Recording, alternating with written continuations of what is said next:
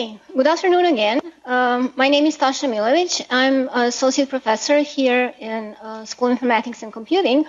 And what I'm going to present today is something that's really new for me. I usually do modeling of science or science of science research. So this is the first time I'm presenting in a public venue research on health. So the general topic is Twitter as a health study platform. And researchers have used Twitter a lot to try and predict epidemics. They have used also Twitter to just follow, for example, what are the possible adverse effects of drugs. And some of the criticism of this research is, well, you're just showing us what we already know.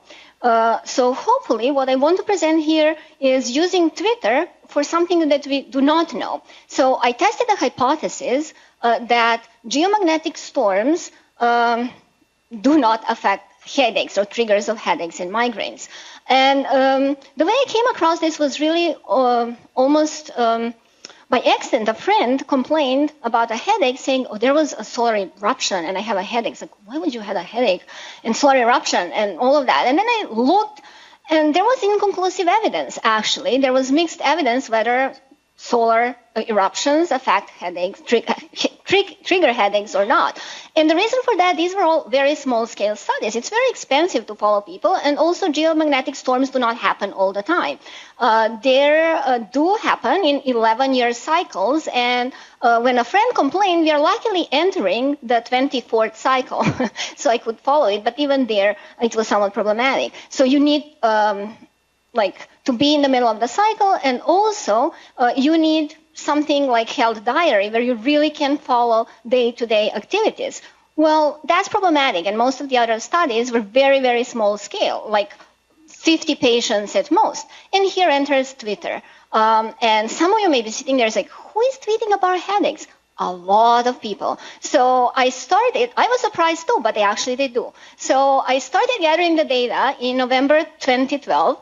And completed January 2016, and that covered the peak of the cycle 24.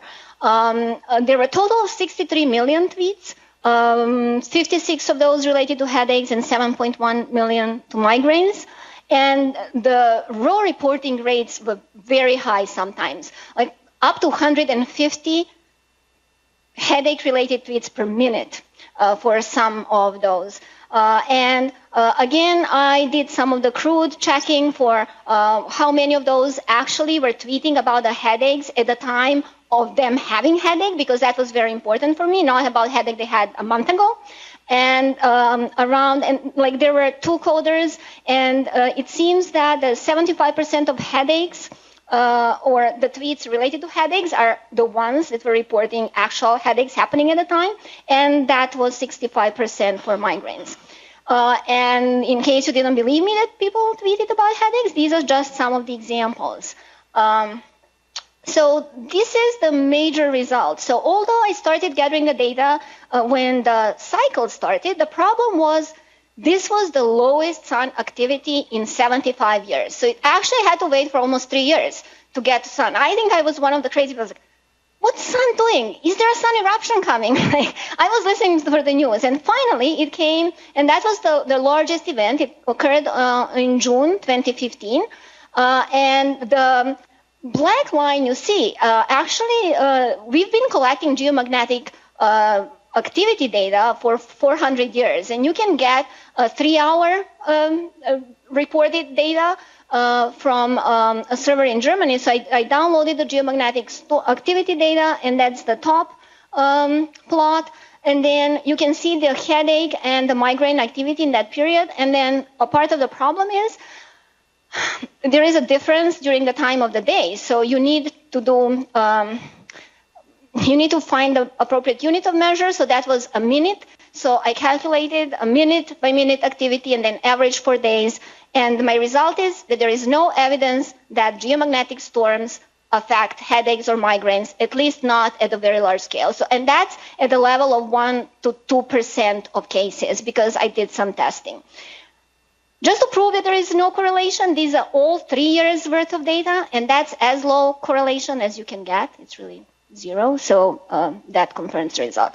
This is more side effect. So if you're wondering whether we have headaches over holidays, Maybe not, but actually we do not tweet that much over holidays, except for January 1st.